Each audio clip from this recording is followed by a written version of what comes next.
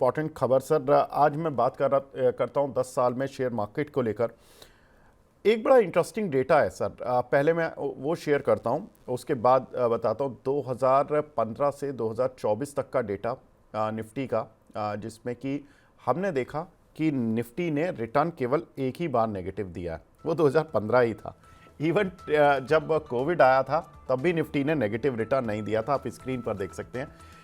8282 की क्लोजिंग थी 2014 के दिसंबर के एंड में, और उसके बाद 2015 में जब निफ्टी की दिसंबर एंड क्लोजिंग थी तो वो थी 7946, वहाँ पर 4% का नेगेटिव रिटर्न था। उसके बाद देख लीजिए आप, निफ्टी चल रहा है 2016, 2017, 17 में तो 29% का रिटर्न, 18 थोड़ा सॉफ्ट था, 19 में 12% का रिटर्न, 20 में जब कोविड आया ही आया था तो आपको याद होगा 7500-7600 की रेंज पर निफ्टी पहुंच गया था, और वहां से एक शार्प बाउंस बैक लिया निफ्टी ने, और 2020 का जो एंड था वो था 13,981, यानी कि 15% ऊपर।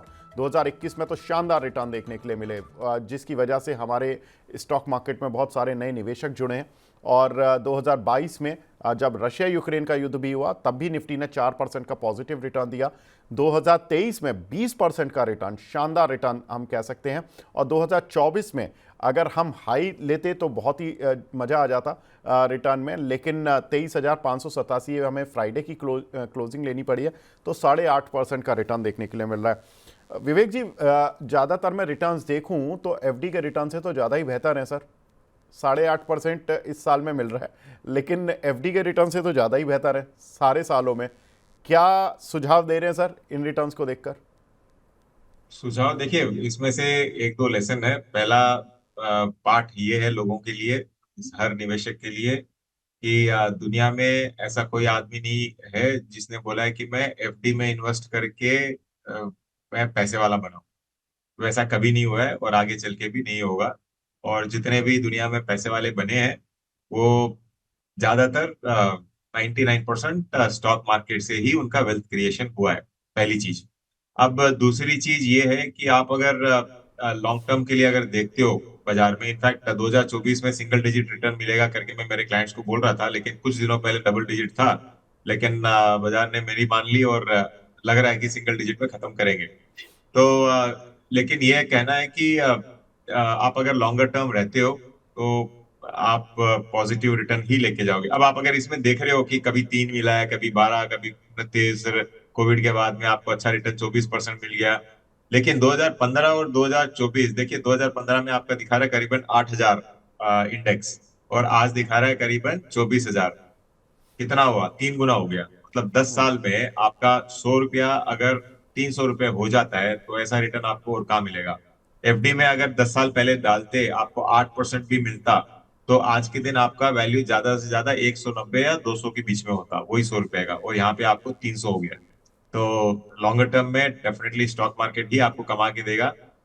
शॉर्ट टर्म में ठीक है, हम लोग बाइंग सेलिंग ट्रेडिंग वगैरह करते रहेंगे, लेकिन एक पैसा एक मतलब आपके पास अगर 100 है ना जो वेल्थ क्रिएशन के लिए रखा है, आप एटलीस्ट 50-60% ऐसा रखो जो लॉन्ग टर्म के लिए आप एटलीस्ट म्यूचुअल फंड या फिर अच्छे स्टॉक्स लेके बैठ जाते हो।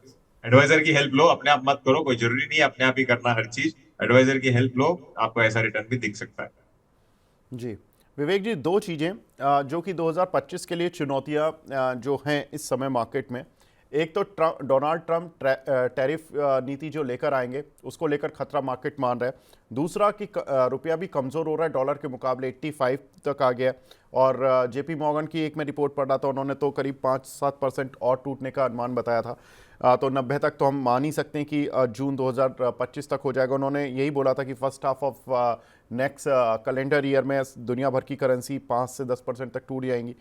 कंपनियों के नतीजों में भी ग्रोथ Q2 के नतीजों में तो थोड़ी धीमी ही देखने के लिए मिली, और एफआईज की सेलिंग चल रही है। ये कुछ एक चुनौतियां हैं। और 2025 के लिए जो पॉजिटिव हैं, अगर रशिया यूक्रेन का युद्ध समाप्त हो जाता है वो एक पॉजिटिव हो सकता है। कच्चा तेल कमज़ोरी में आ चुका है, ग्रिप में आ चुका है। डोनाल्ड ट्रंप कभी नहीं चाहते कि कच्चे तेल की कीमतें बढ़ें। साथ ही डोनाल्ड ट्रंप के साथ भारत के मजबूत रिश्ते भी हैं, तो उसको भी देखना होगा। सर, आप इनमें से कौन सा पॉइंट बाय करेंगे और कौन सा पॉइंट सेल करेंगे?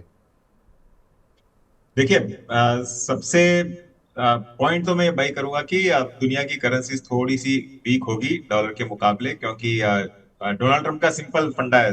कि अपना, पहले अपना देश, भारत के जैसे नहीं है जो भारत में बैठ के दूसरे देशों को सपोर्ट करे, वैसे लोग नहीं है वहां पे। वो क्लियर है कि अपने देश को ही सपोर्ट करना है, और उस मामले में अगर यूएस स्ट्रांग होता है तो ठीक है, टेम्परली करेंसी थोड़ी वीक होगी। अब मैं ये नहीं मानूंगा कि इंडियन करेंसी इतनी वीक हो जाएगी कि मार्केट आपका टूट जाएगा। अगर मतलब क्लास में ऐसा होता है ना कि क्लास में अगर समझ लो जो एवरेज एक स्टूडेंट 90 मार्क लेके आता था, इस बार 60 ही लेके आया, लेकिन आप अगर एवरेज देखो, क्लास का एवरेज खाली 50 है, ज्यादातर फेल हुए हैं, और फिर भी 60 लेके आया तो वो अच्छा किया है। तो ये सिचुएशन होने वाली है भारत की भी, मुझे लग रहा है। तो हो सकता है कि रुपी आउट परफॉर्म करे कंपेयर टू अदर कंट्रीज। और सबसे इंपॉर्टेंट चीज ये है कि अगर यूएस स्ट्रांग होता है कोई भी तरीके से, ये दुनिया के बाजारों के लिए फायदेमंद रहेगा, चाहे करेंसी वीक। क्योंकि लोग सोच रहे हैं टेम्पररी, देखिए टेम्पररी मुझे लगता है कि बहुत उथल पुथल होगी, ऑलरेडी हो रही है। 20 तारीख को अगर ट्रम्प साहब आते हैं उसके बाद में उथल पुथल होगी, और मैं ट्रम्प का सपोर्टर हूँ इस मामले में। अगर यूएस स्ट्रांग होता है तो that is positive news for entire world. आज के दिन यूएस अगर खराब होती है इकोनॉमी, आप समझ लीजिए यूएस डिफॉल्ट करता है कोई भी, अगर उसका जो डेट है, आप सोच लो क्या हालत होगी दुनिया के बाजारों की। अगर वो नहीं होता है, स्ट्रांग होती है इकोनॉमी, तो ये तो एक्चुअली बेनिफिट है। मैं तो लॉन्गर टर्म में बहुत बुलिश रहूंगा। इसके लिए मैंने स्टार्टिंग में बोला था, शुरुआत में बोला था कि ये जो डिप्स आ रहे हैं ये सब मौके हैं आपको। अगले दिसंबर में हम लोग बात करेंगे, तब आप वापस ये निफ्टी का चार्ट उठाओगे, 2015 में खाली नेगेटिव था, तो हो सकता है कि 2025 का भी आपको डबल डिजिट रिटर्न मिला हुआ है। बिल्कुल। तो विवेक जी ने तो बता दिया कि किन पॉइंट्स को वो पॉजिटिव साइड पर लेकर जाएंगे और कौन से पॉइंट्स होंगे जो वो नेगेटिव साइड पर अभी भी या कंसर्निंग तरीके से देख रहे हैं। लेकिन विवेक जी, आप हमारे साथ जुड़े, सर बहुत बहुत शुक्रिया हमसे जुड़ने के लिए और अपना कीमती वक्त देने के लिए। उम्मीद करते हैं कि धन्यवाद। 2025 में हमारी और बहुत सारी मुलाकातें हों और हम एंजॉय करें मार्केट को।